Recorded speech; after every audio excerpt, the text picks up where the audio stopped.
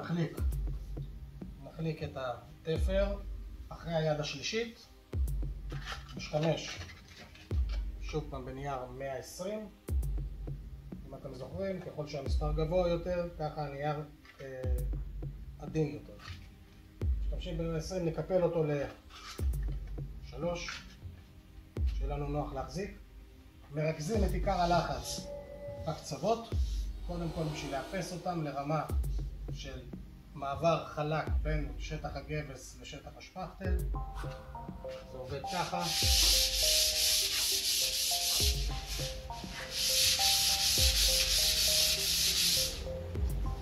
ותמיד מערבים את היד. כל קשקוש שאנחנו מרגישים, אנחנו אמורים לעבור עליו שוב.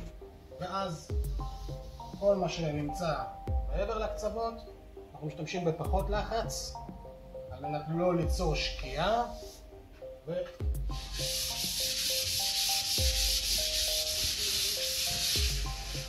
יש לי פה פס שהולך לרוחב, נתרכז רק בו ובעדינות, ממש בעדינות, ומחקתי אותו.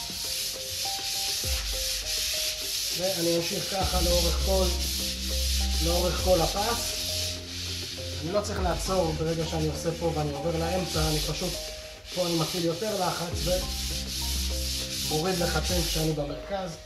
אם תיקחו את היד, תוכלו להעביר אותה, תרגישו שאתם לא מרגישים שום דבר. ברגע שאתם לא מרגישים כלום, שריטות, שקעים, הכל תקין.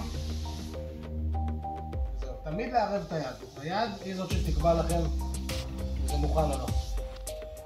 כמובן, מטאטאים את כל שטח הצביעה בשביל להסיר את האבק. האבק ימנע מאיתנו צביעה בטיחותית, ותמיד מומלץ למרוח על הקיר חומר מקשר דוגמת בונדרול, מה שייתן לנו אחידות וצביעה.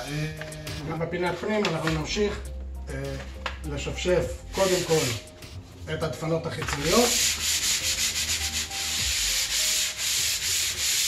נוודא עם היד שיש מעבר חלק.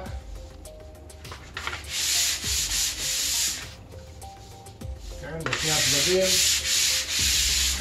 ולאחר מכן נצמיד את הנייר שיוף ממש עד הפינה ונמשיך בהחלקה. ההחלקה הזאת שאנחנו עושים פה היא צריכה להיות עם לחץ מתון. אל תלחצו חזק מדי שלא ייווצרו לכם שקיעות או שריטות. אז פשוט אתם מניחים ולחץ מתון עד שתבינו את אותו דבר. אני הופך אותו לצד השני.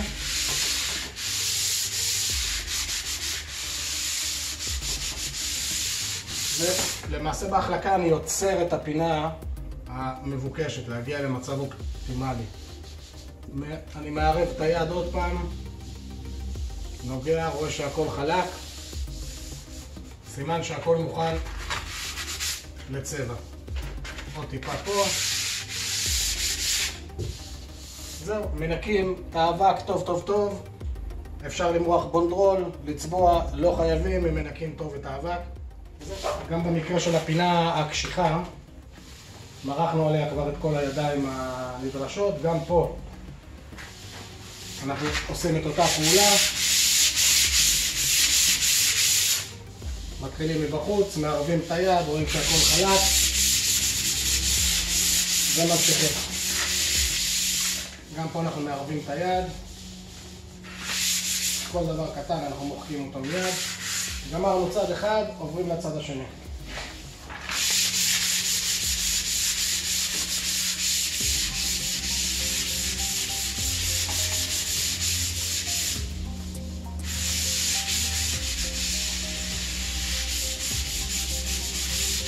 מאחר והפינה הזאת היא עטופה בנייר, אז צריך לשים לב לא להחליק יותר מדי באזור של הנייר, ממש לצוף על פני זה, ולהגיע למצב שהיד שלכם מרגישה חלקות טוטלית, והדבר הזה מוכן לצבע.